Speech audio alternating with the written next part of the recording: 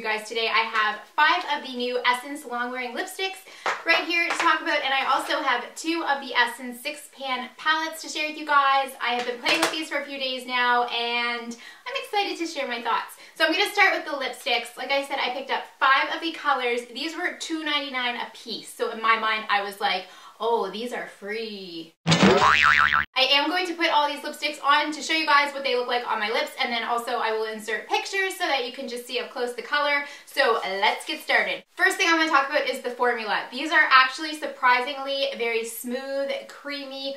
They have more of a, I don't want to say slippery, but they do definitely have that kind of silky satin kind of finish. When I looked at them in the tube, I thought they might be matte, but they're definitely not. They do have just a tiny bit of a sheen. They are super, super pretty, super, super comfortable.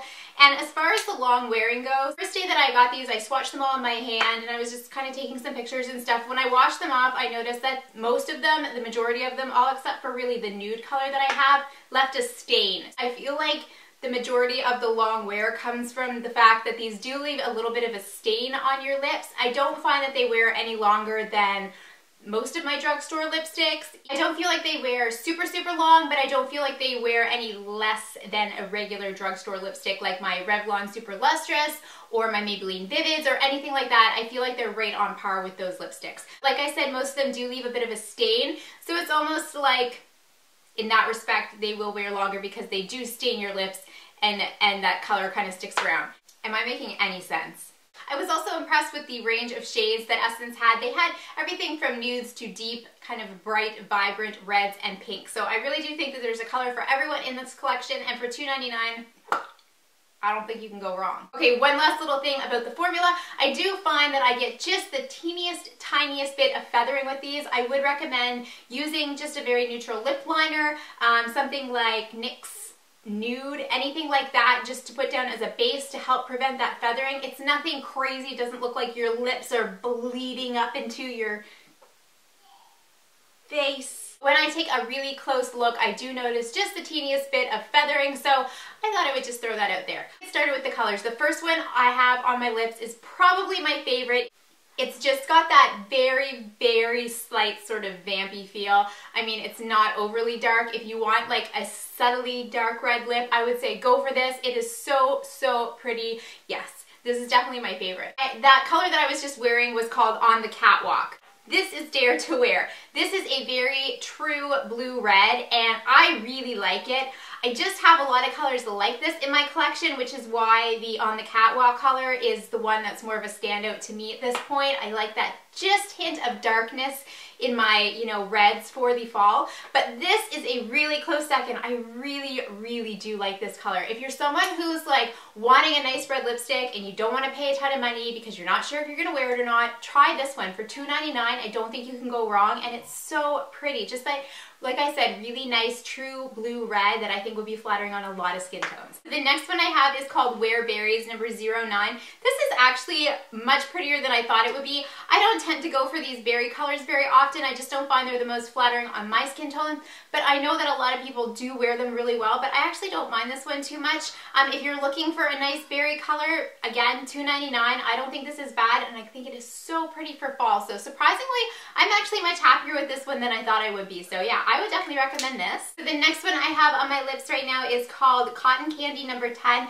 This is more of a brighter, almost fuchsia pink. It's not like bam, super vivid, but it definitely is a little brighter than some of the other ones. You can definitely build these up. This actually took about 3 coats. So, I mean, like, just to show you, there's one little quick swatch, but if you know, build it up, you're definitely going to get more of a vibrant color. Hopefully you can see that. So if you want to build these up, you definitely can make them more intense. Kind of like this shade right here, which like I said was about kind of like 1, 2, 3 swipes all around, but I do really like this. I think it would be something I'd reach for a little more in the spring and summer months, but it is a nice pink color from the line. So the last one I have is obviously a nude. It is called Nude Love number 11, and it's actually a really nice kind of sheer nude. It's not super, super opaque. You could build it up to that almost like erase your lips nude if you wanted to, but I kind of like this. I think it would be best worn in the summer on me.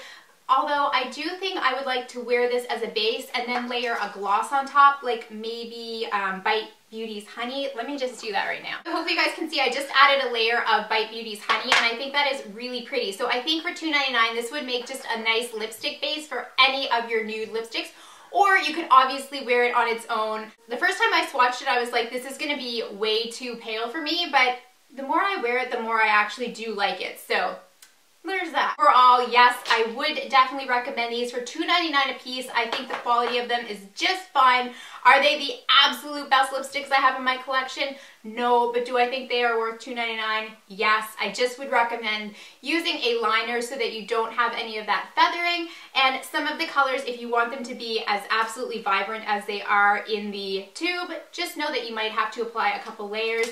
Most of them will stain and give you that sort of, you know, longer wearing effect.